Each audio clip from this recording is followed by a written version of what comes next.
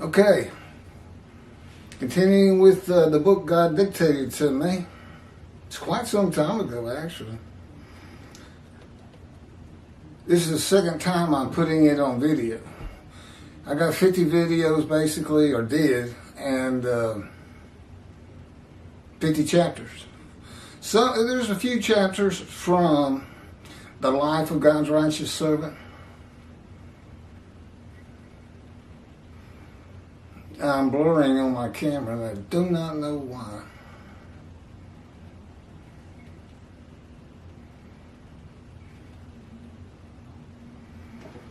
I don't think that's you. Oh, am I too close to it? Oh, it stopped. Well, excuse me, ladies and gentlemen. But anyway, this is the second time through because God had me repost, re-download, re-upload every one of those 50. Many, I'm not even going to tell you how many times. Just to get out there, get enough people. They'll even watch bad videos. I mean, I've had a really bad video, but if you read the details or you just listen to it and try not to look at it at the same time. Yeah, but it went to over 300 views with that particular video. Because every time I go to the 50 again to repost, I change the picture. Well, what do you suggest I do? It's blurring again.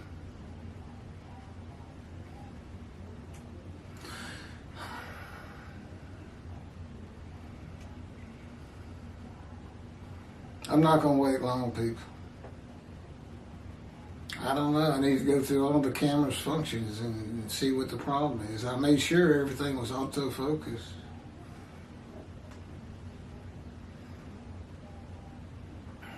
Okay, well, we're done.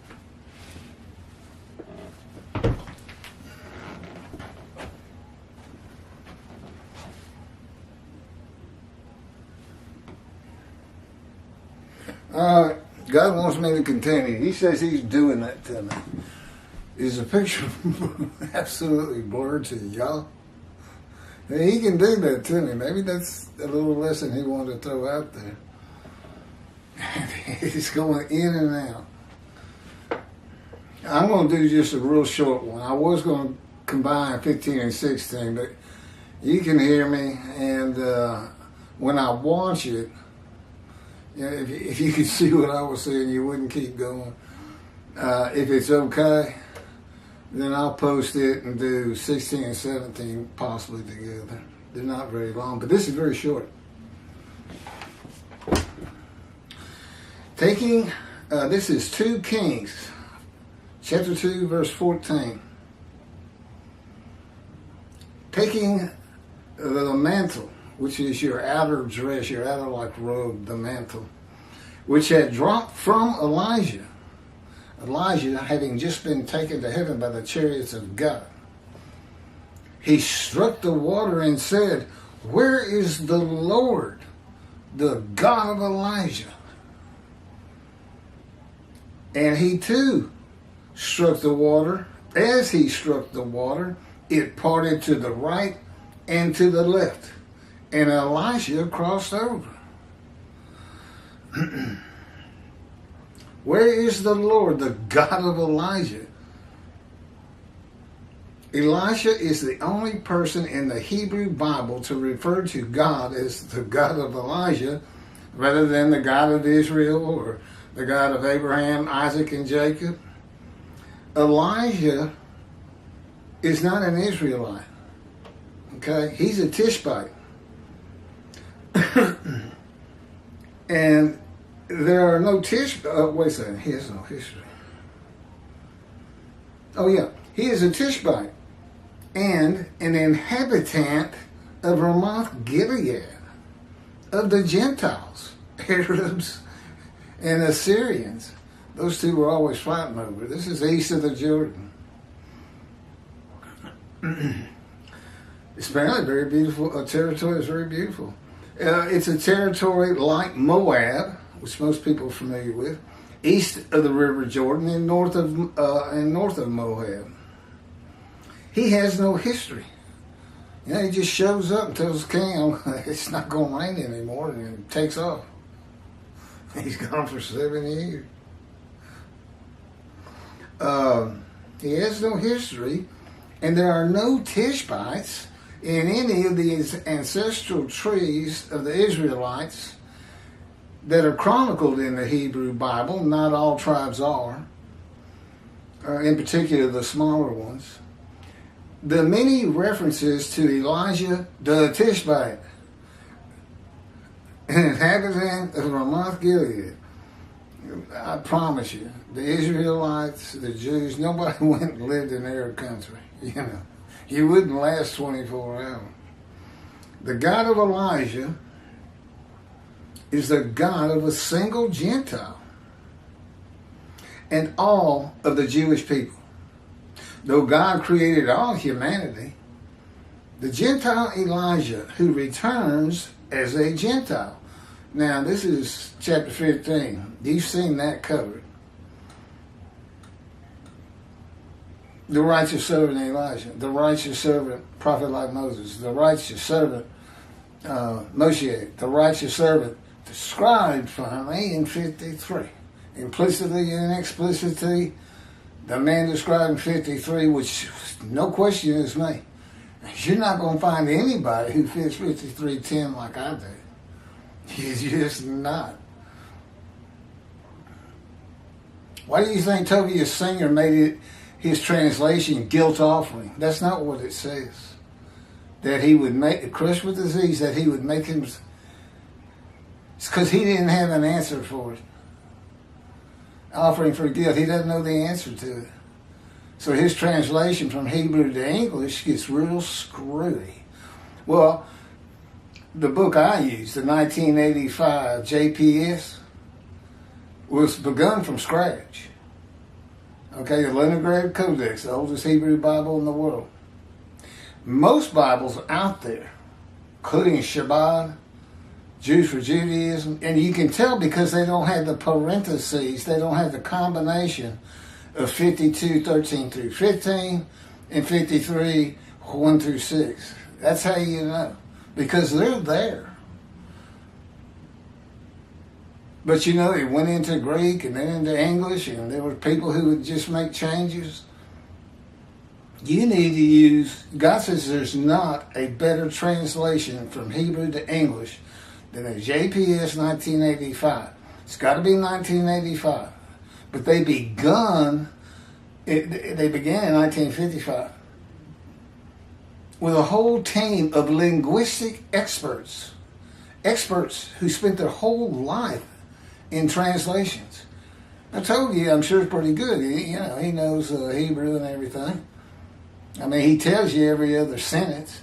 He'll say a word in English, and then I got to hear it in Hebrew. Well, I don't speak Hebrew. I don't need to listen to that. But yeah, I'm proud of you. You can do that. You're something else. You amaze me. Carry forth.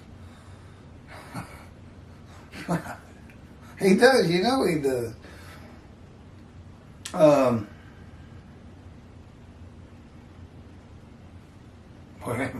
forgot. Sometimes he gets me off on these harangues. There again, he controls my mind and my speech.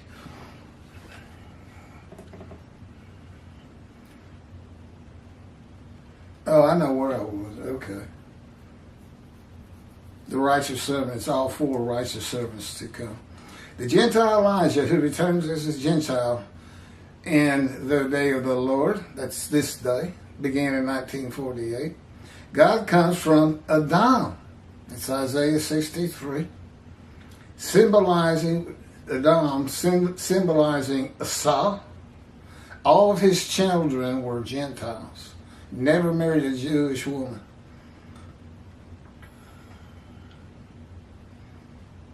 Or an Israelite. I don't know what they were going by then. And Christianity in the Talmud. And of the Jewish people, none are with him. It's in 63. The peoples, they're not here. But see, he ends up trampling them. So I think rabbis or people who read that think, well, he must mean everybody but the Jews. No. And you'll see why if you read the previous chapters. It's because of his last words. If Elijah's not successful, when I come, I'm coming with utter destruction to the land. That's what he tramples them is based on. Because he didn't do it himself, but he considers himself his creation, and it's his creation that will one day do it. Now build that temple, you get the covenant of friendship, and he says he'll place that temple among you. He knows it's not there right now. He has to come prepare me first. Apparently I'm a big stumbling block. He sure has taken a long time. So anyway,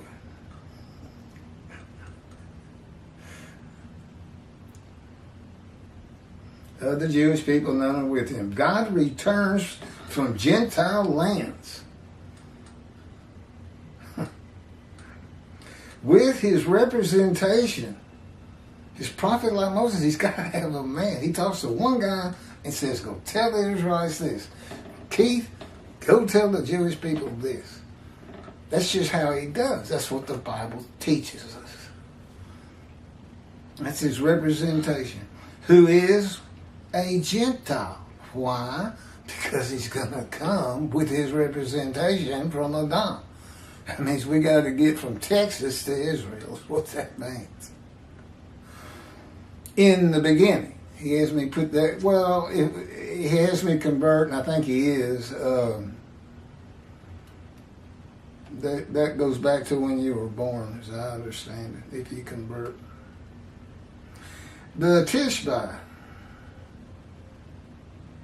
Oh.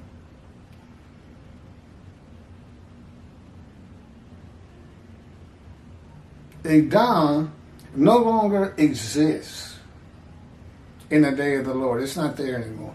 It used to be like Jerusalem. It was like Basra is to Edom as Jerusalem is to Israel. You know, Basra is gone too. The God of Elisha is the God of a single Gentile, though God created all humanity. He, of course, is also the God of the Jewish people. One Gentile. Now, you got to imagine, there's 2 billion Christians out there that say he's their God. And he's saying here, had me type this. No, I'm not the God of the Gentiles. I'm the God of the Jewish people.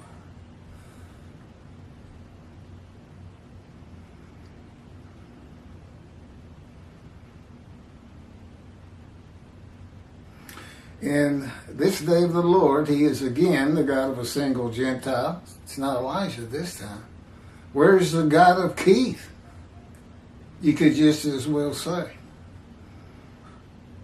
The Jewish people, he's their God, and one Gentile, me. His righteous servant. The God of the Jewish people and one Gentile. He does not commit or accept human sacrifice, Christians. Toby is singer, I have to add now. Literally, I have to add a Jew to who believes God's a God of human sacrifice. That's his commentary on 53 to say 53's the righteous servant. Yes, he does. He changed that he would offer himself for guilt. He said, literally, this is translated guilt offering. So we go to Leviticus. None of it makes sense from that point on. And again, I just supposing, why would he say a sentence that linguistic experts had spent over 30 years on to redo that Bible? The one that has the quotations on 52, 13 through 15, and 53, 1 through 6. Because it makes a big difference. I'll tell you where it makes a big difference. The commentary of Jews for Judaism. Because 13 has the word exalted, and apparently he's going to say, that's world exaltation right there. I'm going to say, no, it's not. They're exalted because they built the second temple from their own people, not the world. Where does it say the world? Where does it say all peoples exalt? Just says they were exalted. But when you use the quotes, then you know it's the beginning of the description of the righteous servant. Okay, I'm blurring out again. That's it. Thank you for listening anyway. I hope you were able to watch the whole thing. To me, it kept blurring out every 5 or 10 minutes. I'll get it fixed.